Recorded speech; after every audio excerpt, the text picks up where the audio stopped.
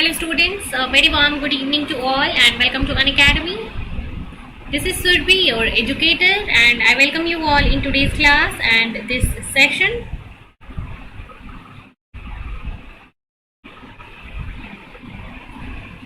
So I hope everybody is doing fine and great.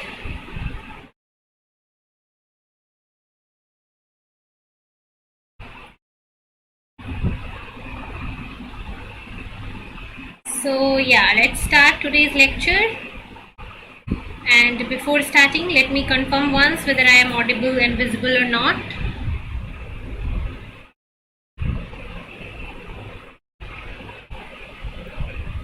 Yes, so video is live, so let's start. और आज की session में हम क्या पढ़ने वाले हैं?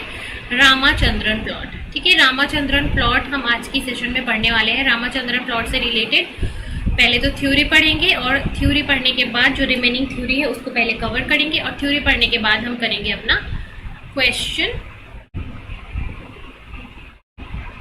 Practice session. So question practice session as well as theory session आज के हम इस लेक्चर में करने वाले हैं.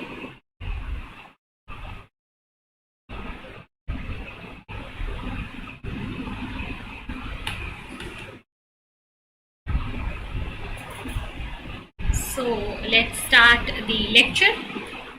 स्टार्ट करते हैं. सो लेक्चर स्टार्ट करने से पहले एक important announcement that from 1 October हमारी जो अनअकैडमी CSIR लाइफ साइंसेज की क्लासेस हैं, from 1 October this Unacademy CSIR life sciences classes ये शिफ्ट हो रहा है नए चैनल पे, that is Unacademy CSIR net. ठीक है, अनअकैडमी CSIR नेट पे हमारी क्लासेस जो है वो शिफ्ट हो रही हैं इस लाइफ साइंसेज वाले चैनल की. 1 अक्टूबर से आपकी क्लासेस वहाँ पे रेगुलर होंगी. So yes, so if you are interested to go for plus subscription and iconic subscription of Unacademy की अगर आप सब्सक्रिप्शन क्लासेस में जाना चाहते हो, Unacademy से जुड़ के आप अपनी कंप्लीट प्रिपरेशन करना चाहते हो starting from unit 1 to unit 13, तो उसके लिए आपको Unacademy का प्लस सब्सक्रिप्शन ज्वाइन करना होगा. तो अनअकैडमी के प्लस सब्सक्रिप्शन में आपको बहुत सारी बेनिफिट्स, बहुत सारी एडवांटेजेस मिलती हैं. जैसे कि जब आप अनअकैडमी प्लस ज्वाइन करते हो तो प्लस सब्सक्रिप्शन आपको देता है live classes, test series, unlimited practice session, well scheduled well structured courses. ठीक है, सो ये 4 बेनिफिट्स आपको यहाँ पे अनअकैडमी के प्लस सब्सक्रिप्शन में मिलता है. ठीक है, और अगर आप इनसे एक्स्ट्रा बेनिफिट्स चाहते हो, इससे ज़्यादा कुछ एडवांटेज चाहते हो, तो इसके लिए आपको अनअकैडमी के आइकनिक सब्सक्रिप्शन पे जाना होगा. अनअकैडमी का आइकनिक जो है वो प्लस से एक स्टेप ज़्यादा है, प्लस से 1 स्टेप एक्स्ट्रा है. ठीक है, सो प्लस सब्सक्रिप्शन के अंदर जहां आपको सिर्फ live classes, test series, structured course और अनलिमिटेड एक्सेस मिलता था, वहाँ पे जब आप अनअकैडमी के आइकनिक सब्सक्रिप्शन को लेते हो, सो अनअकैडमी का आइकनिक सब्सक्रिप्शन आपको पर्सनल गाइडेंस देता है. ठीक है, पर्सनल गाइडेंस मिलेगा जहाँ पे आपको अपना एक मेंटर मिलेगा और आपका mentor through out your journey आपको गाइड करेगा अपनी प्रिपरेशन में. इसके अलावा आपको यहाँ पे स्टडी प्लानर मिलेगा. ठीक है, आपको कस्टमाइज स्टडी सेशंस मिलेंगे, कस्टमाइज लेवल पे आपको मौका मिलेगा पढ़ाई करने का. ठीक है, जहाँ पे टीचर्स आपको 1-to-1 इंटरेक्शंस के थ्रू हेल्प करेंगे. स्टडी मटेरियल भी मिलेंगे आपको, यहाँ पे नोट्स मिलेगा, प्रैक्टिस क्वेश्चंस मिलेंगे बहुत सारे. इसके अलावा आप जो भी टेस्ट दोगे, जो भी आपका परफॉर्मेंस होगा टेस्ट के अंदर, क्विजेस के अंदर, टेस्ट सीरीज के अंदर, उन सब परफॉर्मेंस का आपको एनालिसिस करके आपके एजुकेटर्स वहाँ पे देंगे. सो ये सारी बेनिफिट्स जो हैं ये आपको अनअकैडमी के आइकनिक सब्सक्रिप्शन के अंदर मिलता है. या हेलो कॉनिका, गुड इवनिंग. सो सारी बेनिफिट्स आइकनिक सब्सक्रिप्शन आपको देगा और प्लस सब्सक्रिप्शन के अंदर आपको अलग बेनिफिट्स मिलते हैं. सो ये जो भी सब्सक्रिप्शन यहाँ पे लिस्ट डाउन है, अगर आप उन सारे सब्सक्रिप्शन क्लासेस को ज्वाइन करना चाहते हो, बेनिफिट लेना चाहते हो उनसे, तो उसके लिए आपको क्या करना होगा,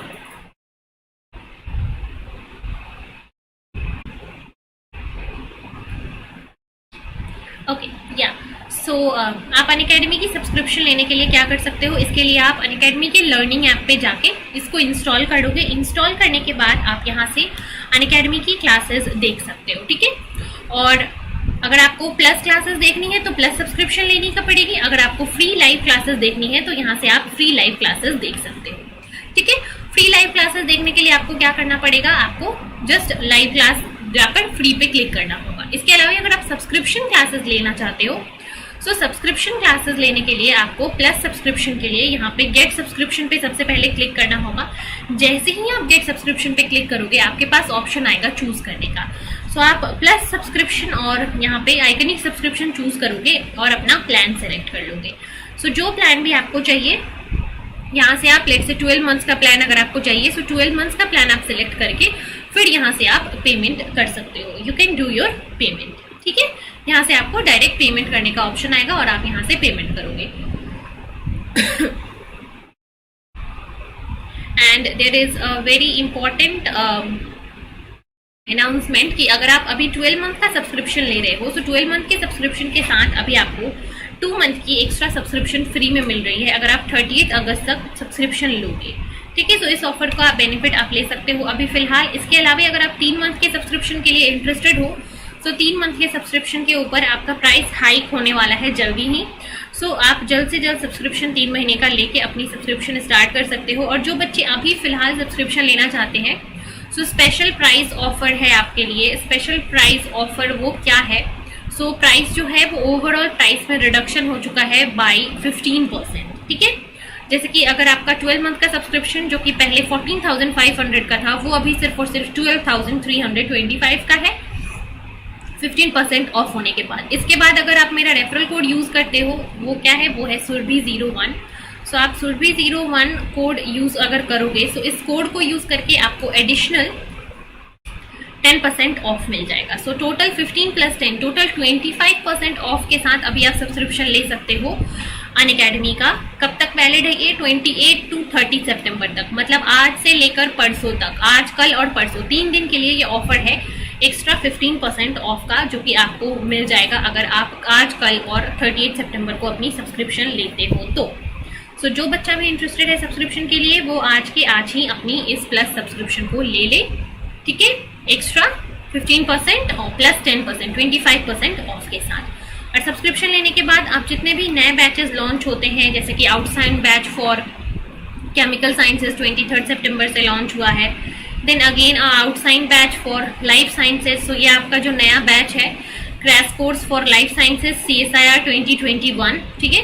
CSIR 2021 के लिए नया क्रैश कोर्स यहाँ पे लॉन्च हो रहा है आपके CSIR के प्लेटफॉर्म के ऊपर। सो इस बैच को 29 सितंबर से आप ज्वाइन कर सकते हो, ठीक है, जहाँ पे आपके क्रैश कोर्स के थ्रू आपके सिलेबस को कंप्लीट कराया जाएगा फटाफट से। सो ये नया क्रैश कोर्स लॉन्च हो रहा है कब से? 29 सितंबर से आपके लिए अनअकैडमी के ऊपर। सो आप इस नए बैच में अपने आप को इनरोल कर सकते हो।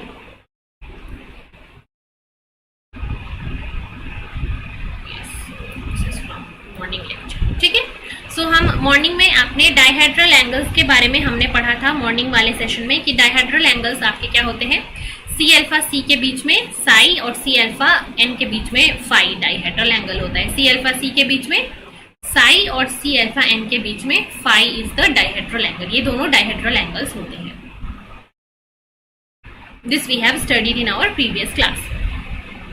So from previous findings, it has been concluded that the peptide C-N bond, because of their partial double bond character, it cannot move freely. So जो partial double bond character के कारण ये जो पेप्टाइड बॉन्ड होता है, ये peptide bond जो है वो फ्री मूव नहीं कर पाता है।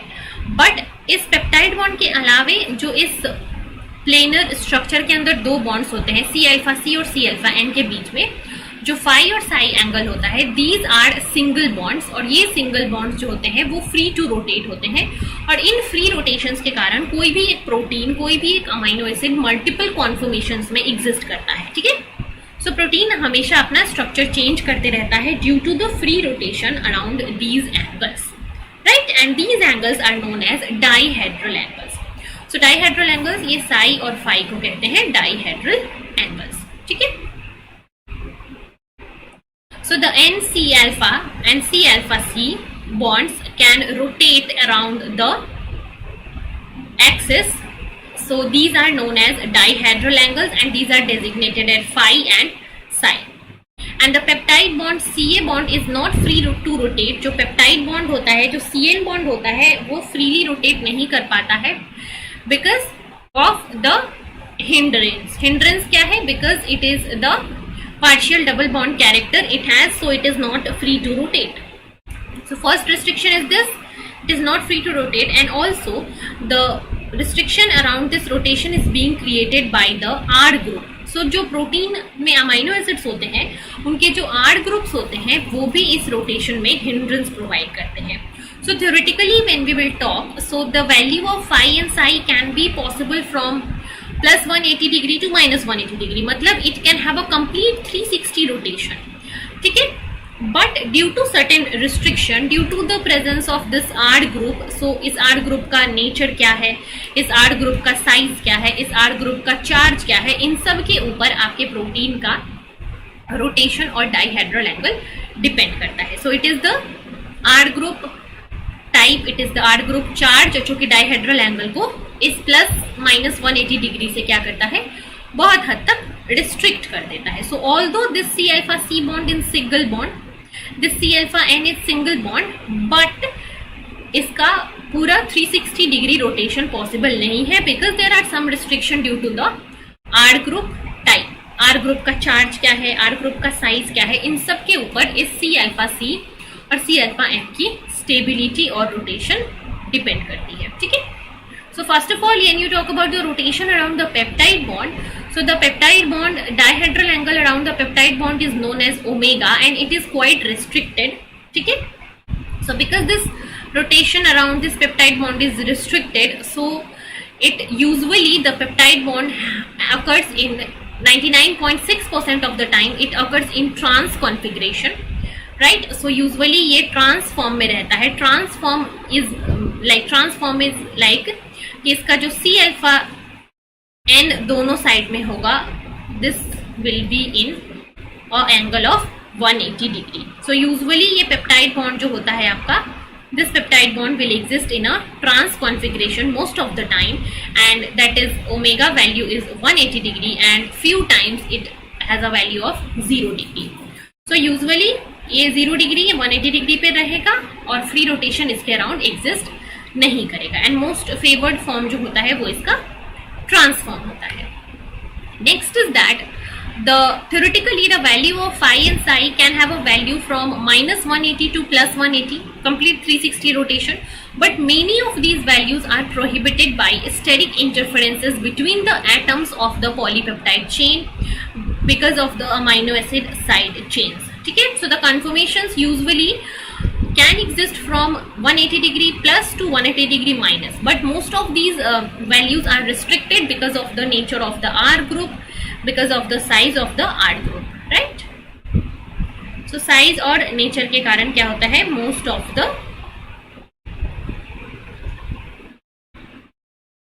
angles prohibited होते हैं. ठीक है.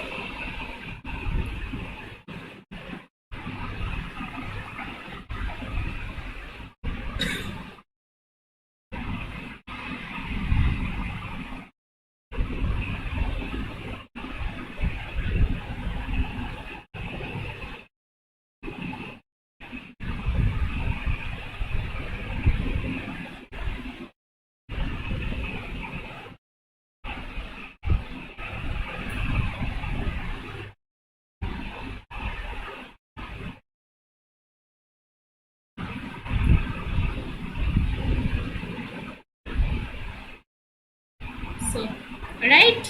Is it clear?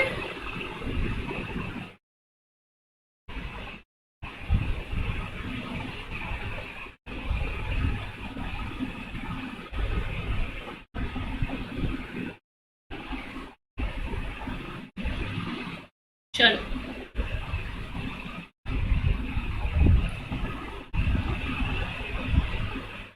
(180 degree is also prohibited. For what? For this particular, for the psi and phi angle, अगर हम बात करें Konika, so you can't say that which angle is possible. किसी एक अमाइनो एसिड के लिए कुछ एंगल पॉसिबल्स होते हैं, किसी दूसरे के लिए कुछ और एंगल पॉसिबल्स होते हैं. So the psi and phi dihedral angles, these are dependent on the type of amino acid. कौन सा अमाइनो एसिड है, जैसे कि कोई अमाइनो एसिड ग्लाइसिन की बात करो, सो ग्लाइसिन के लिए most of the angles possible होते हैं. ठीक है. बट अगर सिमिलरली हम बात करें दूसरे एंगल्स के बारे में, दूसरे अमाइनो एसिड के बारे में, so it is not possible. The conformation in which both phi and psi at 0 degree is prohibited. दोनों जब 0 डिग्री की बात करें, मतलब दोनों एक दूसरे से ओवरलैप करें, सी अल्फा सी और C alpha N, that is impossible, that is not possible. So basically it will depend upon from amino acid to amino acid, ठीक है। You can give a statement that the dihedral angle of -180 और +80 is prohibited for all. No, you can give this statement, this is wrong. सारी चीजें जो है वो amino acid to amino acid vary करती हैं।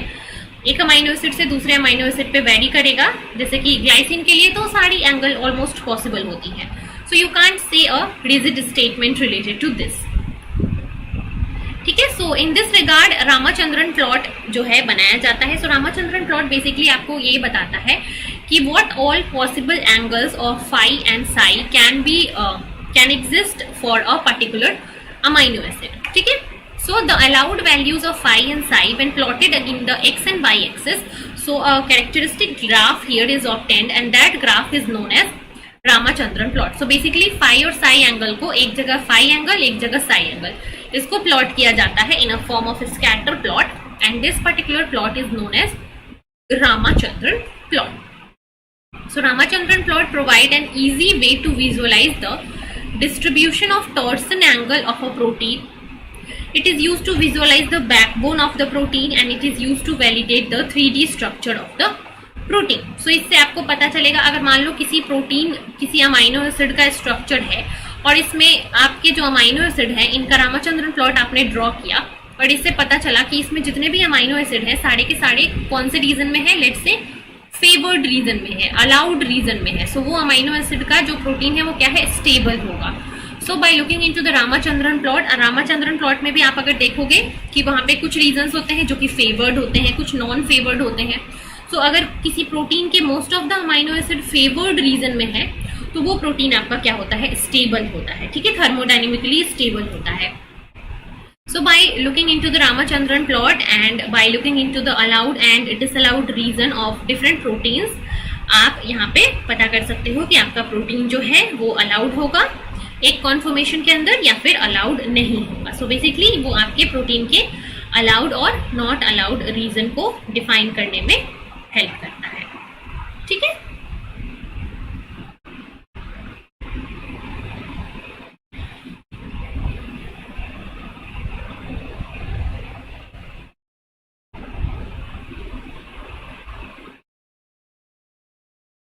चलो, so we'll move to the next slide. So we'll see कि कहाँ पे किस किस रीजन में अलाउड और डिसअलाउड एंगल्स होते हैं।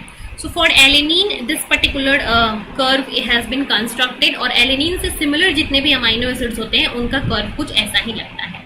सो यहाँ पे आपको डिफरेंट कलर्ड के अंदर ग्रेजुअल वैल्यूज बताई गई हैं, ठीक है। So in the Y axis it is the psi angle, in the X axis it is the phi angle and इनकी जो वैल्यूज हैं सो 0 से स्टार्ट होके here it is +80 and here it is -80। So अगर आप इस plot को देखोगे तो यहाँ पे, ठीक है, ये जो रीजन्स आपको दिख रहे हैं डार्क ब्लू रीजन्स, ठीक है, ये डार्क ब्लू रीजन्स के अंदर अगर आप वैल्यूज देखो तो यहाँ पे फाई की जो वैल्यूज है वो क्या है, माइनस के रेंज में है मोस्टली, है ना। फाई की वैल्यू जो है मोस्टली यहाँ से लेकर यहाँ तक ये माइनस रेंज में है और साई की जो वैल्यू है वो कहाँ है, यूजुअली प्लस के रेंज में है, ठीक है। सो ये जो रीजन है जहाँ पे फाई का वैल्यू 0 to -180 के बीच में है और फाई का वैल्यू प्लस रेंज में है, this is the most allowed reason for any protein. ये जो डार्क एरिया है, this particular area, this is the most allowed reason. अगर किसी प्रोटीन के अमाइनो एसिड का रामाचंद्रन प्लॉट जो है वो इस पर्टिकुलर एरिया के अंदर है, सो वो अमाइनो एसिड जो है वो मोस्ट फेवरेबल होगा, वो अमाइनो एसिड वो प्रोटीन जो है वो मोस्ट स्टेबल कंडीशन में होगा, ठीक है।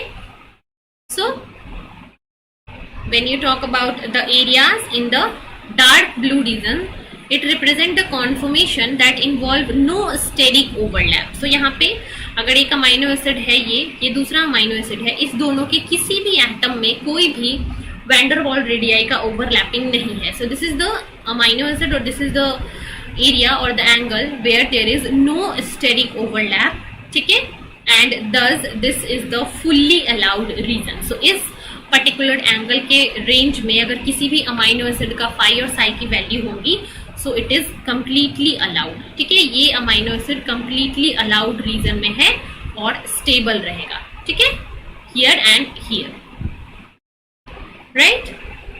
Then comes the medium blue region, ये वाले जो एरियाज हैं, दिस ऑल एरियाज जहां पे आपके फाई की वैल्यू ऑलमोस्ट सिमिलर ही है, साई की वैल्यू की आपकी रेंज थोड़ी सी बढ़ जा रही है। सो इस पर्टिकुलर रेंज में भी अगर हम बात करें, so medium blue indicate the conformations that are permitted. ठीक है, these can be possibles, but in these angles there is somewhat overlapping in the range of 0.1 nanometer. So these angles are possible, लेकिन इन angles के लिए overlapping होता है in the range of nanometer. So आप ऐसा नहीं बोल सकते कि जो मीडियम ब्लू रीजन है यहाँ पे ओवरलैपिंग ही नहीं होता है, यहाँ पे ओवरलैपिंग होता है, बट ओवरलैपिंग जो है वो कुछ नैनोमीटर की रेंज में ही होता है। So this is the next region. Then comes the again the slight blue region, जो ये है, जो और थोड़ा सा लाइट है। This is the region number 1, 2 and this is the region number 3। So this region number 3 is near to 0, है ना, ये 0 के वैल्यू के आसपास है। So this angle is possible, but यहाँ पे आपकी जो ओवरलैपिंग होती है it is quite high. So the lightest blue region indicates the conformations that are permissible only to a very little extent. So यहाँ पे एंगल्स जो है वो बहुत ही लिटिल एक्सटेंट में कभी कभी ही पॉसिबल हो पाती हैं, but these are not at all favoured. ठीक है, then comes the white region, ये जो नॉन कलर्ड रीजन है जो कि मोस्ट ऑफ द एरियाज में है, व्हाइट वाला part, this is the disallowed conformation for any protein. ये कॉन्फर्मेशन बिल्कुल भी किसी भी प्रोटीन के लिए पॉसिबल नहीं है। ठीक है,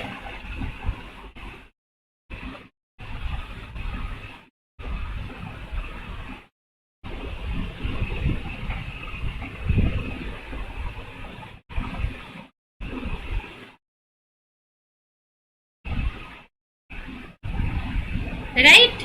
So these 3 reasons, is it clear everyone? All the reasons. This is the reason जहाँ पे no steric overlap. This is the reason where steric overlap is there in the range of nanometer. This is the reason where steric overlap is there, but for some specific cases these angles can be allowed. बाकी जो non shaded white area है वहाँ पे आपका protein जो है वो इस particular dihedral angles को एग्जिस्ट नहीं कराता है। ठीक है,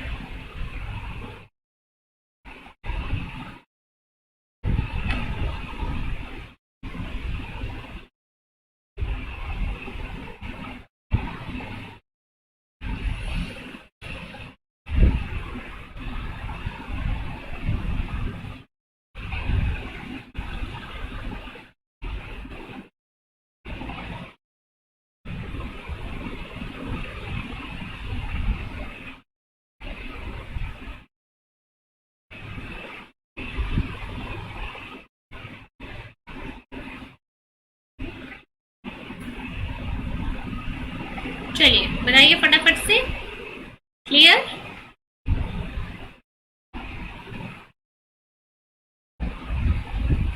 So yeah, so let's go to the next thing, that is the values of phi and psi that are allowed for some specific structures. ठीक है, जैसे कि कुछ specific secondary structures के लिए कहाँ पे reasons possible होंगे। So of course ये जो dark blue वाले reason होंगे वो मोस्ट स्टेबल स्ट्रक्चर्स के लिए होंगे। जैसे कि मोस्ट स्टेबल स्ट्रक्चर क्या होता है, alpha helix, beta conformation, triple helix of collagen protein. So ये सारे स्ट्रक्चर्स के लिए इन डार्क ब्लू रीजन में इनका एंगल आएगा। जैसे कि आप देखो, आपका जो अल्फा हेलिक्स है वो यहाँ पे है, इस वाले पैच के अंदर, in this particular patch alpha helix है, in this particular patch alpha helix. So alpha helix यहाँ पे होता है। तो अल्फा हेलिक्स के अगर आप एंगल को देखोगे, सो इसकी वैल्यूज देखो। ठीक है, इसकी वैल्यूज आप अगर यहाँ पे देखो, तो ये किस में है, साई की वैल्यू क्या है, यहाँ पे नेगेटिव में है। पहली चीज तो कहाँ पे, 60 के अराउंड है ना, 60 से थोड़ा आसपास में है, -60। फाई की वैल्यू अगर देखो सो यहाँ पे मान लो दिस इज इन दोनों के बीच में, so it is let's say 40 and it is 100, 50 और 60। सो ये 40 से लेके 160 के बीच में है, बट दोनों ही क्या है, माइनस में ही है। सो फाई और साई दोनों की ही value for an alpha helix, phi और साई दोनों की ही value for an alpha helix, अगर आप यहाँ पे देखो this is, if this is alpha helix, so ये अराउंड 60 के पास है और ये अराउंड 40 to 50 के पास है। सो इसकी वैल्यू जो है वो माइनस के रेंज में ही होगी for both phi and psi value, ठीक है। तो आप अल्फा हेलिक्स के स्ट्रक्चर को अगर देखो तो फाई और साई दोनों की ही वैल्यू माइनस में होंगी 40 to 50 के बीच में, ठीक है। ये पहला हो गया alpha helix. Right handed alpha helix को मोस्ट कॉमनली अल्फा हेलिक्स बोलते हैं because mostly alpha helix right handed ही होता है। सो इसका रीजन आपको यहाँ पे मिलेगा। देन अगर हम बात करें बीटा शीट की, parallel beta sheet and anti parallel beta sheet, so ये आपको कहीं यहाँ पे मिलेगा। सो इधर पे अगर हम रेंज देखें किसकी, साई एंगल की, साई एंगल की रेंज 120 to 150 के कहीं आसपास में है, ठीक है। सो वैल्यू अगर देखा जाए, एक तो 135 लिख रखा है, अगर हम फाई वैल्यू को देखें तो ये भी 180 और 0 के कहीं बीच में है, सो 140 लेट्स अज्यूम। सो ये एंटी पैरेलल और पैरेलल बीटा शीट भी क्या है, 100 से लेके 150 के बीच के एंगल में यूजुअली एग्जिस्ट करता है, ठीक है। But important thing here is the value of Sai here is in the range of positive. Sai जो है यहाँ पॉजिटिव होगा और फाई जो है यहाँ नेगेटिव होगा। सो this is a important point two remember. For alpha helix both phi and psi are negative, but for beta conformation psi is positive and phi is negative, ठीक है। one is positive and one is negative. Similarly अगर आपको collagen triple helix भी दिखेगा तो यहीं पे है, तो इसके लिए भी psi is positive and phi is negative. So these are the things you need to remember, ठीक है। वैल्यूज अगर नहीं भी याद रखें सो it is not a big deal, but आपको ये ध्यान रखना पड़ेगा कि अल्फा हेलिक्स के लिए psi is negative and phi is also negative. Beta sheet के लिए फाई नेगेटिव रहेगा लेकिन साई जो है वो पॉजिटिव हो जाएगा। Same for collagen triple helix. So ये तीन चीजें और इनका साई और फाई एंगल का डिस्ट्रीब्यूशन आपको ध्यान रखना चाहिए बिकॉज इससे डायरेक्ट क्वेश्चंस आते हैं एग्जाम में बहुत बार।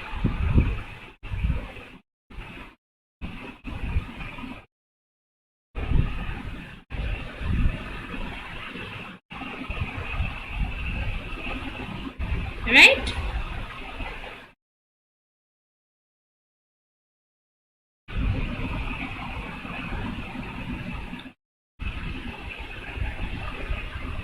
So let me know in the comment if it is clear, everyone.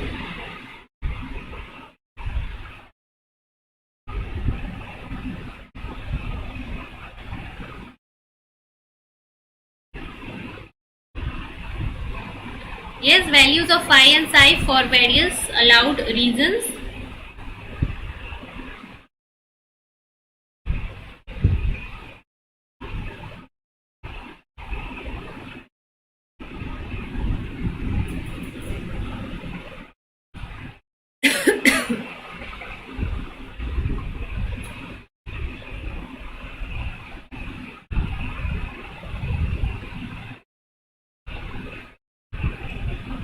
Okay.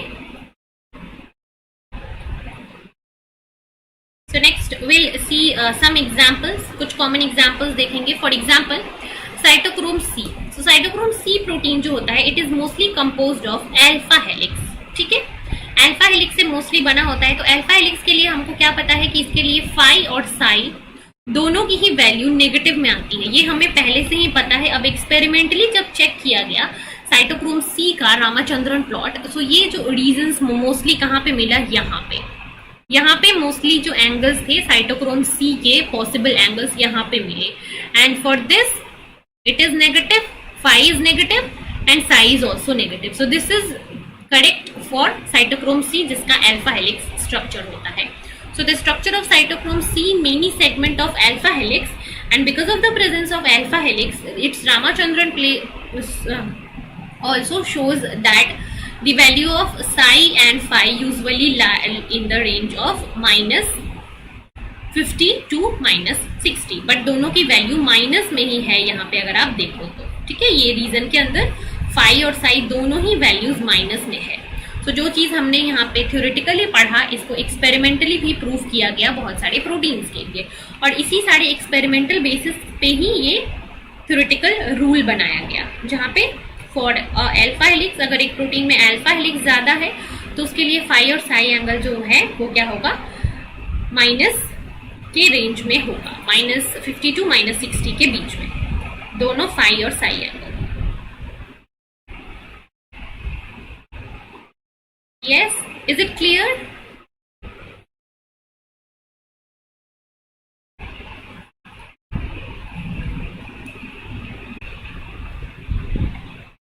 Oh, sorry. So, is this clear? Cytochrome C का मोस्ट ऑफ द स्ट्रक्चर जो है वो अल्फा हेलिक्स में है, इसलिए it has a psi and phi angle both in the negative range. ठीक है, so let me know if it is clear everyone.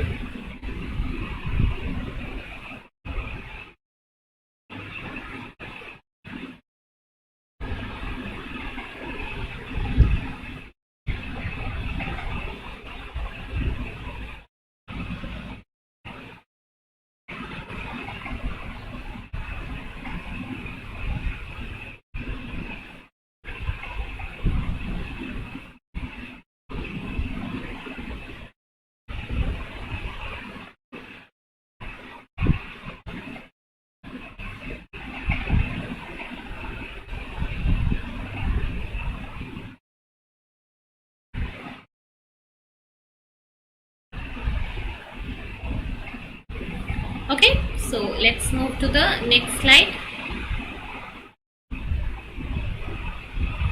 ये क्या है, analysis of plastocyanin. So plastocyanin is another protein जिसका most of the structure जो है वो beta sheet के फॉर्म में रहता है। ठीक है, mostly it exist in beta sheet conformation. So beta sheet conformation का जब रामाचंद्रन प्लॉट एनालिसिस किया गया तो मोस्ट ऑफ द रीजन आपको दिख रहा होगा डार्क रेड में, वो कहाँ मिला, इस एरिया में, डार्क रेड कलर का यहाँ पे आपको पैच मिला। So here it shows that for this particular amino acid जो फाई की वैल्यू है वो क्या है, नेगेटिव में है।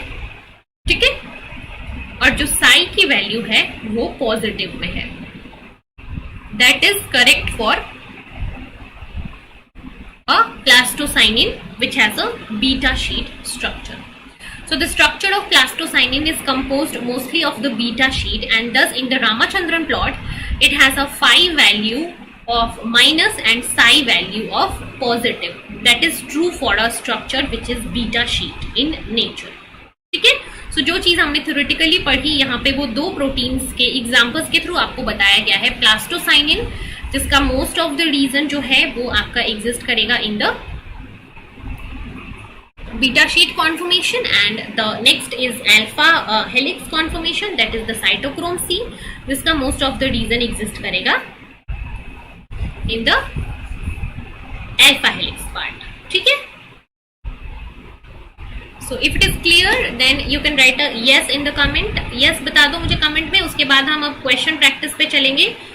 so let me load the slides of the चलो so कंटिन्यू करते हैं क्वेश्चन प्रैक्टिस को।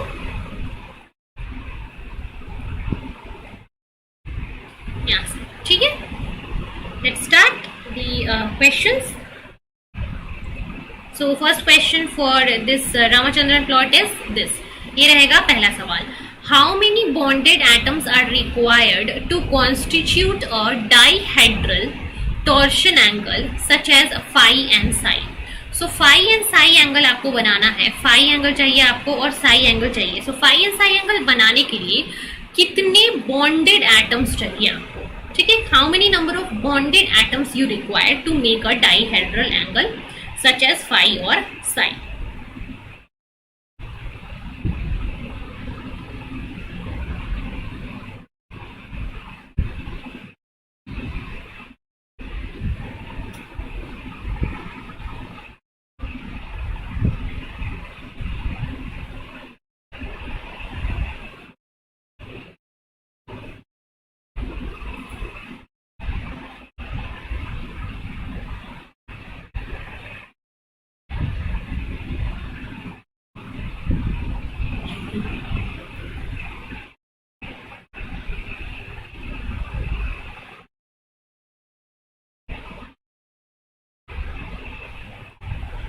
How many bonded atoms are required to constitute a dihedral torsion angle such as phi और साई। ठीक है, सो फाई और साई के लिए कितने total number of bonded atoms चाहिए? तो देखो ये है सी अल्फा आपका,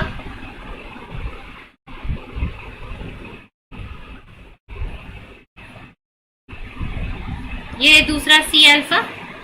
ठीक है,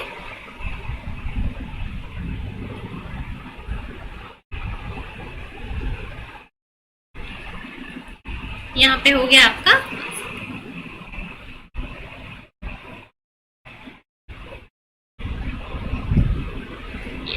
सो यहाँ पे हो गया C alpha, this is C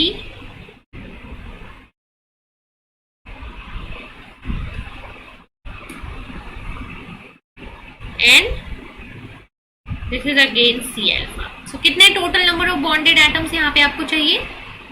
1 2 3 and 4। सो ये सी अल्फा सी एन और सी, ये चार एटम्स मिलके आपके ये बना देंगे साई और ये बना देगा phi. So 4 atoms will constitute, 4 bonded atoms together will make the dihedral angle phi and psi possible. 6 won't be answer. 6 answer इसलिए नहीं होगा क्योंकि आपको टोटल एटम्स नहीं पूछ रहा है। ठीक है, 6 जब आप बोल रहे हो तो वहां पे आप C डबल बॉन्ड O का O भी कंसिडर कर रहे हो, N का H भी कंसिडर कर रहे हो, बट ये दोनों डायरेक्ट बॉन्डेड तो नहीं है ना, बॉन्डेड डायरेक्ट बॉन्डेड एटम्स यहाँ पे नहीं है। So the answer can not be C, answer जो है वो 4 होगा। डायरेक्ट 4 एटम्स इन्वॉल्व होते हैं, कौन कौन से? C alpha, C N and C alpha. These are the 4 atoms that are involved to make a dihedral angle psi and phi. ठीक है? Yes, right. So let's move to the next question. Which of the following best represent the backbone arrangement of 2 peptide bond? 2 peptide bond कहाँ पे? यहाँ पे completely यहाँ पे arrange है। 2 peptide bond,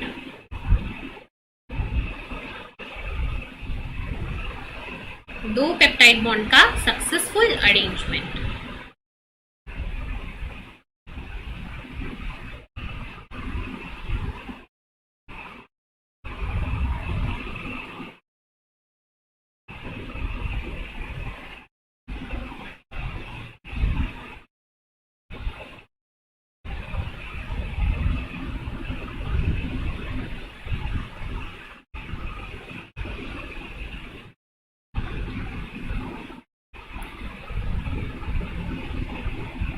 चलिए, 2 पेप्टाइड बॉन्ड यहाँ पे होने चाहिए।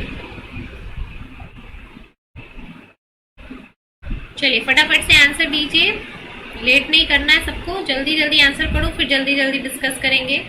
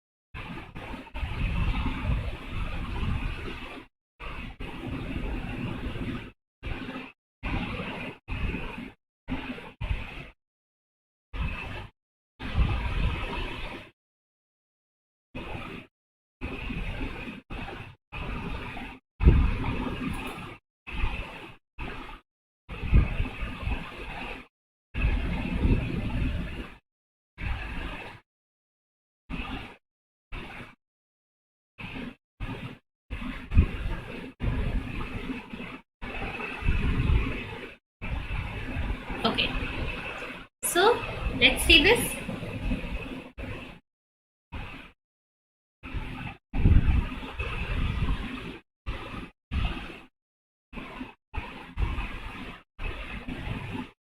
मैंने C0 को भी काउंट करके, okay okay, oh this was a question in DBT exam. Monika देखो, बॉन्डेड एटम की बात अगर कर रहे हैं ना, bonded atom, how many bonded atoms are there, so it should be 4. But अगर पूछता कि how many atoms will be there in a plane, अगर एक प्लेन में बात करें कितना एटम होगा इन अ प्लेन, सो प्लेन की अगर बात करें एक प्लेन में कितने एटम होंगे, सो वो 6 होगा. लेकिन बॉन्डेड एटम्स की बात करें that are required to make a phi and psi angle, so it will be 4. required bonded atoms 4 होंगे, but number of atoms in a plane to make a dihedral angle phi and psi that will be 6. but यहाँ पे bonded atoms अगर बोलेगा so वो 4 होगा. ठीक है, चलो तो हम ये क्वेश्चन अभी डिस्कस कर रहे थे. सो डी और ए आंसर आया है. आजा देखते हैं. 2 पेप्टाइड बॉन्ड्स यहाँ पे आपको देखना है. पेप्टाइड बॉन्ड कैसे होगा, एक पेप्टाइड बॉन्ड होने के लिए सी अल्फा चाहिए, फिर C चाहिए, फिर N चाहिए, फिर एक C अल्फा चाहिए. ये एक पेप्टाइड बॉन्ड हुआ. C अल्फा देन N, एक C अल्फा होगा, फिर C होगा, फिर N होगा, फिर C अल्फा होगा, फिर C होगा, फिर N होगा, फिर यहाँ पे एक और C अल्फा होगा. सो this is peptide bond number 1, this is peptide bond number 2. सो हमेशा C अल्फा के बीच में एक पेप्टाइड बॉन्ड होगा. तो इस स्ट्रक्चर को आप देखोगे तो C अल्फा के बीच में पेप्टाइड बॉन्ड यहाँ पे N है, so this is not correct. C alpha N C ये भी बिल्कुल गलत है. C अल्फा यहाँ पे है C N, this is also not possible. ठीक है, C अल्फा C बॉन्ड होता ही नहीं है. ऑप्शन नंबर डी पे अगर आप जाओगे सो C alpha then CN, this is peptide number 1, then again C alpha, then again C, this is peptide number 2. So ये जो स्ट्रक्चर है यहाँ पे आपको 2 पेप्टाइड बॉन्ड सीधे सीधे दिख रहा है. मतलब देखो, पेप्टाइड बॉन्ड बनाना है तो सबसे पहले क्या चाहिए आपको, C अल्फा कार्बन, फिर इसका कार्बोक्सिल ग्रुप और दूसरे अमाइनो एसिड के C अल्फा से अटैच्ड NH ग्रुप. तो ये हो गया पेप्टाइड नंबर 1. अब इसके बाद इससे इसका कार्बोक्सिल ग्रुप होगा और इससे दूसरे अमाइनो एसिड का NH ग्रुप अटैच करेगा. सो ये हो गया दूसरा peptide. So C alpha C N, C alpha C N, C alpha C N, C alpha C N. So this is the structure of 2 peptide bonds together. So this is how 2 peptide bonds will be formed. जहाँ पे हर एक peptide bond के एक cross left hand side and right hand side एक C alpha होगा. अगर यहाँ पे विजिबल नहीं है बट यहाँ पे भी एक C अल्फा है. सो जहां पे भी एक पेप्टाइड बॉन्ड होगा उसके left hand side and right hand side पे एक नाइट्रोजन और कार्बन के दोनों ही साइड में एक C अल्फा होगा. ठीक है, so is it clear everyone?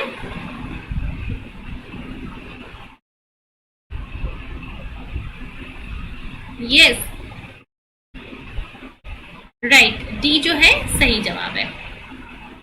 So let's move to the next question. Yes, ये क्वेश्चन जो है जिसपे हमारा अभी डाउट चल रहा है, this one is the question जिससे अभी आपको क्लियर होगा.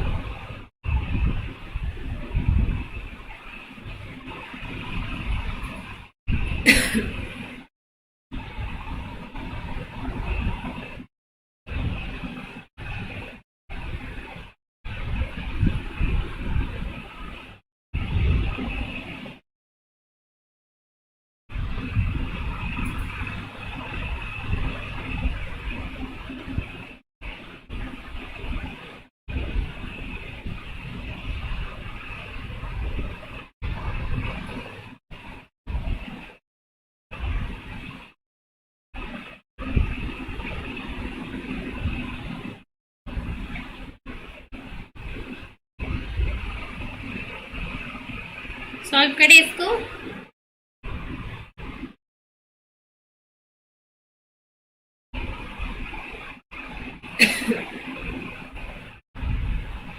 The number of atoms held in a geometric plane by a peptide bond. एक पेप्टाइड बॉन्ड कितने नंबर ऑफ एटम्स को सेम प्लेन के अंदर रखता है? एक पेप्टाइड बॉन्ड बनने से कितने एटम्स एक ही प्लेन में एग्जिस्ट करते हैं एक पेप्टाइड बॉन्ड को बनाने के लिए?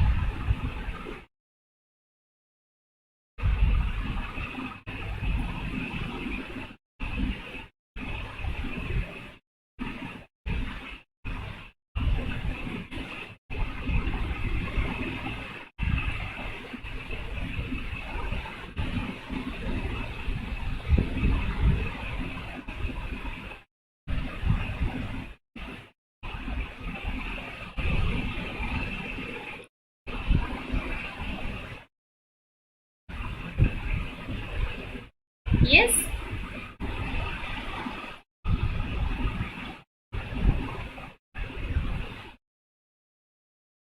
चलो सो ये तो बहुत ही आसान सवाल है 6, ठीक है। तो यहाँ पे क्लियर होगा, ठीक है, यहाँ पे क्लियर होगा आपको the number of atoms held in the geometric plane by peptide bond, ठीक है। कितने होंगे, यहाँ पे 6 होते हैं। देखो ये आपका एक पेप्टाइड बॉन्ड है, सो इस पेप्टाइड बॉन्ड से एसोसिएटेड ये जो कार्बोनिल ग्रुप है, फिर यहाँ पे जो NH ग्रुप है, H ग्रुप है, फिर इससे अटैच जो C अल्फा है, ये 6 एटम्स जो होते हैं वो एक प्लेन में होते हैं 1 2 3 4 5 6 in order to make one peptide bond. But previous question जो था वहां पे डायरेक्ट बॉन्डेड एटम पूछ रहा था, तो वहां पे सिर्फ ये 4 एटम होने से भी पेप्टाइड बॉन्ड बन जाएगा, ठीक है। सो सेम ज्योमेट्रिक प्लेन की बात करें, so it is option number C, that is 6। Yes, so correct everybody, very good. So next question हम करेंगे ये वाला, इजी सा सवाल है ये। The peptide bond is unable to rotate because,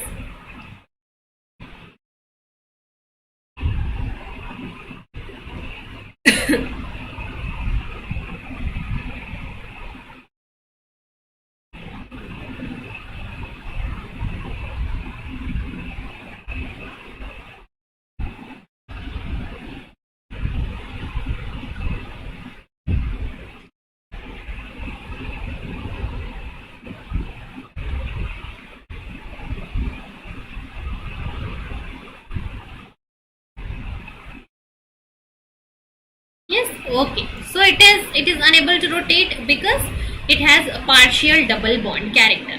It is a covalent bond. देखो यहाँ पे अभी आपको 2 ऑप्शन में डाउट होगा, A और D में, that peptide bond is a covalent bond also. So A option क्यों नहीं है? Because क्वेश्चन क्या है, क्वेश्चन ये है कि पेप्टाइड बॉन्ड जो है वो रोटेट नहीं कर पाता है, क्यों? तो पेप्टाइड बॉन्ड के रोटेशन से आपके पेप्टाइड बॉन्ड के कोवेलेंट होने का कोई रिलेशन नहीं है। कोवेलेंट बॉन्ड जो है वो रोटेट कर सकते हैं। सो पेप्टाइड बॉन्ड आपका कोवेलेंट है, उसका रोटेशन इसकी वजह से रिस्ट्रिक्ट नहीं होता है। पेप्टाइड बॉन्ड का रोटेशन रिस्ट्रिक्ट होता है because it has partial double bond character. जब आप पेप्टाइड बॉन्ड के स्ट्रक्चर को देखोगे, सो पेप्टाइड बॉन्ड में क्या होता है, because of this nitrogen has lone pair, और ये जो नाइट्रोजन का लोन पेयर होता है, this will be transferred here and this double bond will be transferred here. तो this is a resonating structure जो कि आपका कुछ ऐसा स्ट्रक्चर देता है, एंड दिस की वजह से this is a double bond. So this peptide bond has a partial double bond characteristics and this is why it is not free to rotate. So peptide bond is of course a covalent bond, but why it is not able to rotate, इसका answer covalent bond नहीं होगा, इसका answer होगा because it has a partial double bond characteristics and this is why it is not able to rotate freely. So D is the right answer, correct. Let's move to next question. Which of the following pair of bonds within a peptide backbone shows free rotation around the bonds? इसमें से किस angle के around free rotation possible है?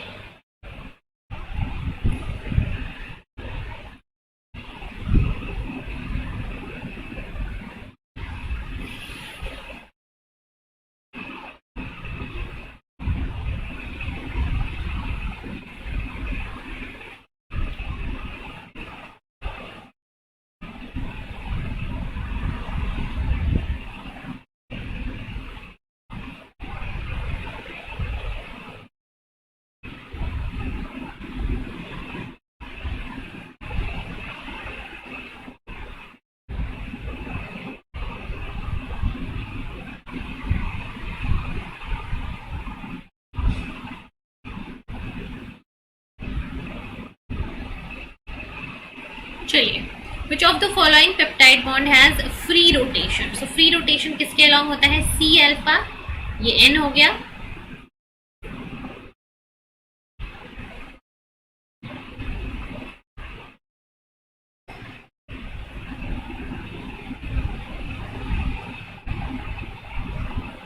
ठीक है। सो ये जो C alpha C है, this is the angle phi, and ये जो सी अल्फा एन है, this is the angle phi and psi. So phi and psi, C alpha C and C alpha N के बीच में जो रोटेशन होता है, this is single bond and this is free to rotate. ठीक है, कौन सा एंगल होता है ये? सी अल्फा सी के बीच में साई और सी अल्फा एन के बीच में phi. So these two angles are free to rotate. बिल्कुल जो है ना फिंगर टिप पे ये सारी चीजें आपको क्लियर होनी चाहिए। There should be no doubt here, कोई भी डाउट यहाँ पे नहीं होना चाहिए। It should be clear, crystal clear to all of you. कौन सा फ्री रोटेट करेगा, पेप्टाइड बॉन्ड क्या होता है, कौन सा क्या बॉन्ड होता है, ठीक है। So the number of phi and psi angles in a isolated amino acid not in a polypeptide chain is, ठीक है। आइसोलेटेड एक अमाइनो एसिड है, सिर्फ एक अमाइनो एसिड है ये C alpha H R C double bond OH and NH2। सो इस पर्टिकुलर अमाइनो एसिड के अंदर कितने डाइहेड्रल एंगल्स होंगे? An isolated amino acid.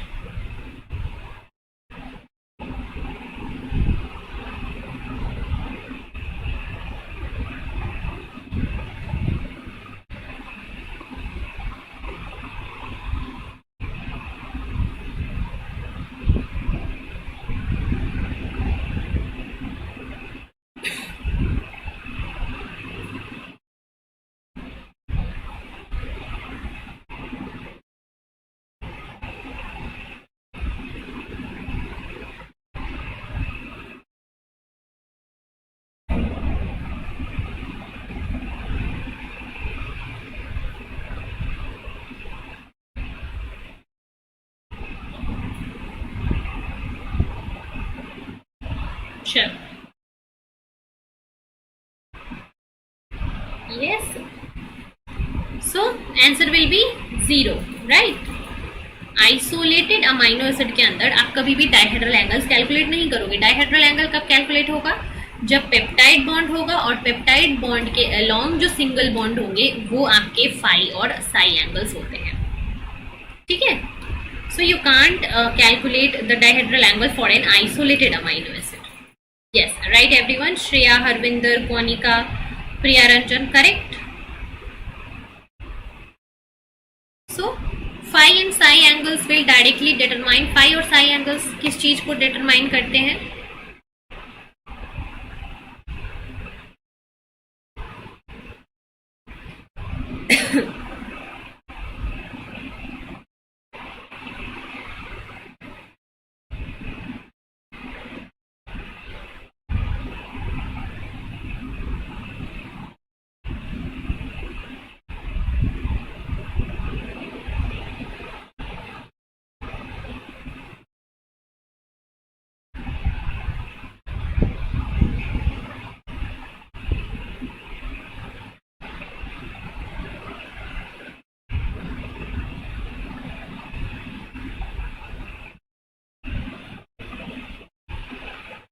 चलो,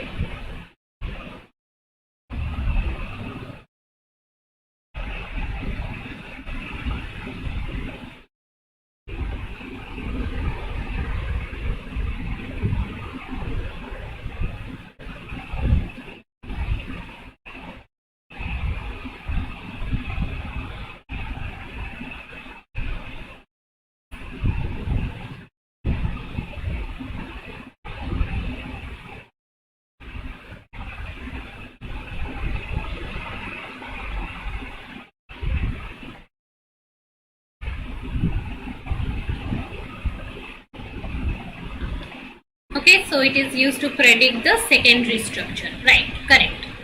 Secondary structure like alpha helix, like beta sheet, it can be predicted by determining the phi and psi angles, right? Okay, next question. So in the diagram given below, the plane draw behind the peptide bond indicates, ये जो पूरा का पूरा plane है, this indicates what? This particular plane indicates what? ये particular जो plane है जो स्क्वायर में दिखाया गया है ये क्या बताता है?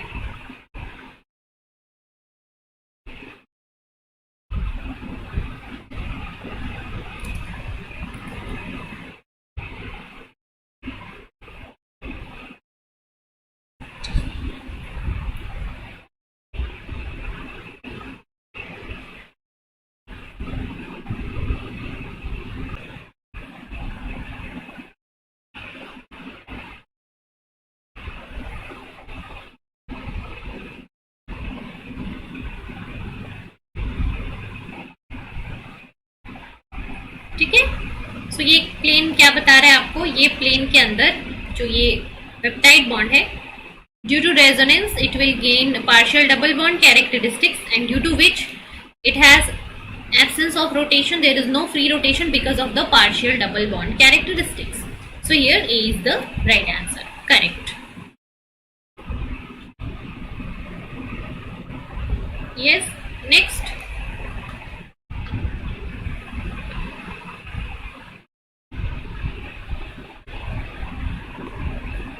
Next question. Alpha helices are compatible with, alpha helices जो आपका डायहेड्रल एंगल था इसमें कहां पे होता था, याद करो।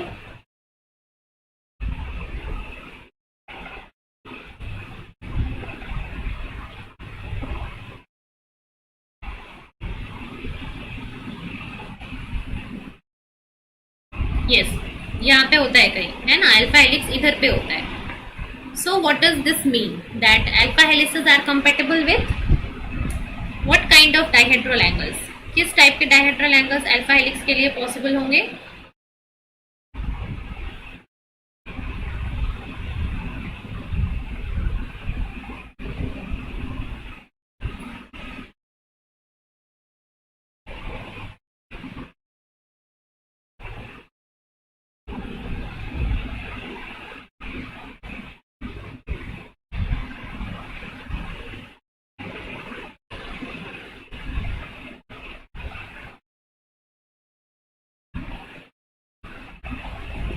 Yes, so it will have a limited range of phi and psi angles, ठीक है। तो alpha helices will have limited range, ठीक है, that will exist in mostly -50 to -60 के रेंज में phi और psi की वैल्यूज होती है। Yes Shreya, right, both in the negative range, दोनों ही phi और psi की वैल्यू नेगेटिव में होती है for alpha helix, right. So is it clear everybody? B answer. Any doubt here, anyone?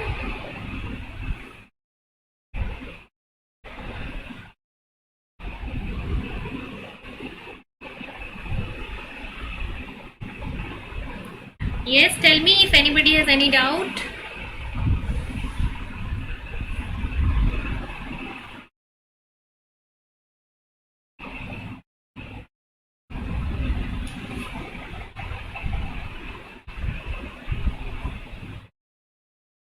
ठीक है, चलो।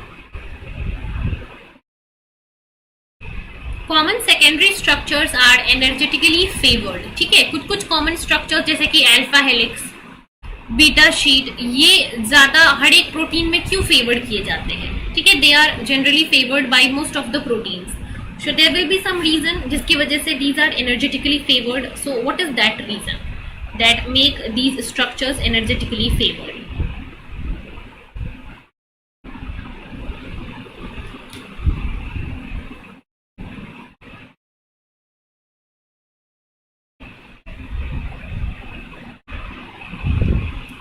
Yes, write down your answers in the comment फटाफट से।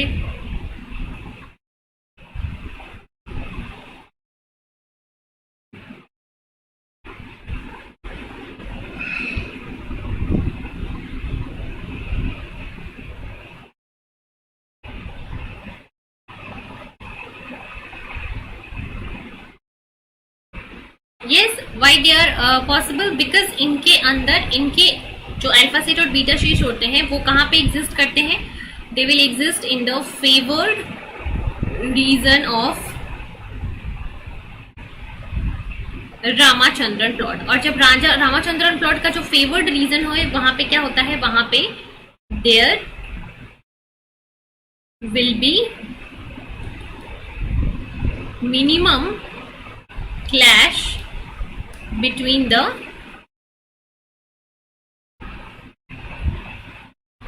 van der Waal radii of atoms, ठीक है। So there will be minimum steric classes, there will be minimum steric hindrances in between the atoms, and this minimum steric hindrance and steric clashes will make the alpha sheet and beta sheet structured more favorable for some secondary structures like alpha helix and beta sheet, ठीक है। So clear, everyone?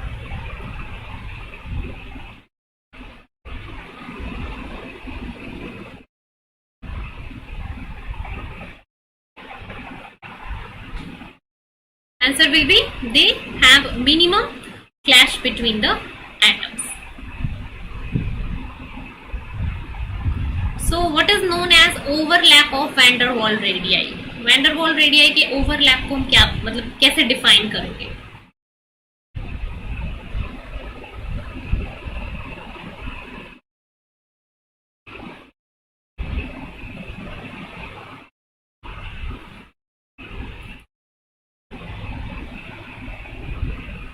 ठीक है,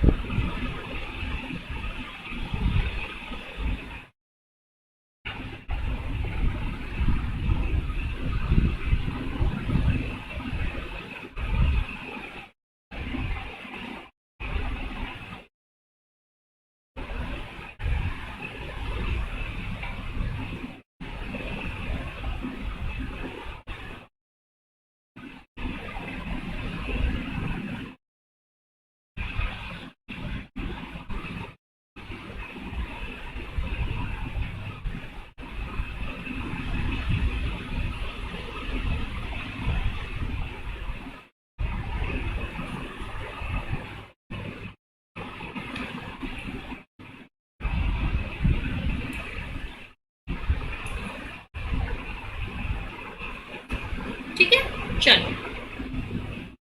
सो overlap of van der वाल radii. Van der वाल radii सबसे पहले हम किसके बीच में कैलकुलेट करते हैं? हमेशा वैन डर वाल रेडियाई जो है वो दो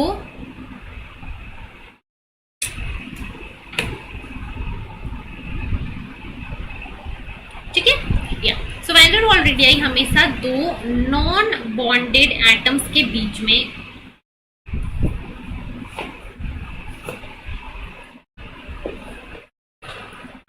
कैलकुलेट किया जाता है. ठीक है, always in between two non bonded atoms. ठीक है, so two covalently bonded atoms, this is incorrect. It is physically impossible between two non bonded atom, this is also incorrect. B और डी ऑप्शन तो directly incorrect हो गया यहाँ पे. ठीक है, अब ऑप्शन सी देखो क्या बोल रहा है. Occur between two non bonded atoms in a model that significance energetically favoured interaction. So जब ओवरलैप होता है वैन डर वाल रेडियाई का, so this overlap of van der वाल radii is not energetically favoured. जैसे कि हमने रामाचंद्रन प्लॉट में देखा था कि जो व्हाइट रीजन्स थे वहां पे वैन डर वाल रेडियाई का ओवरलैप होता है, और उस ओवरलैप की वजह से those structures are not energetically favoured. So जहां पे भी वैन डर वाल रेडियाई ओवरलैप होगा, those structures are not energetically favoured. So option A is that the van der Waal radii is between two non-bonded atom and it is also called as steric clash. So जब दो atoms के बीच में steric clash होगा, so this is what van der Waal radii means.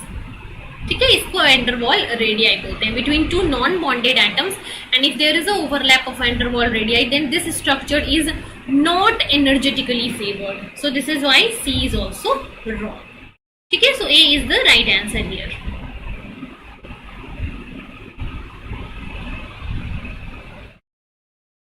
So I hope it is clear to everyone.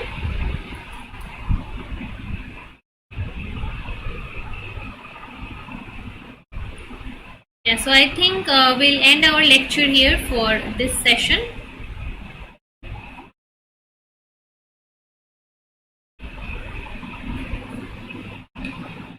Right, for this Ramachandran plot question practice session we'll end here. और इसके कुछ questions अभी भी बचे हुए हैं, that I will continue in my 10 PM session. 10 PM session में पहले रामाचंद्रन प्लॉट के जो रिमेनिंग questions हैं उनको करेंगे, और उसके बाद फिर हम अपना नेक्स्ट जो पार्ट है वो स्टार्ट करेंगे, ऑक्सीजन बाइंडिंग प्रोटीन, 10 PM के सेशन में. ठीक है, So we'll meet at 10 p.m. then. Thank you so much.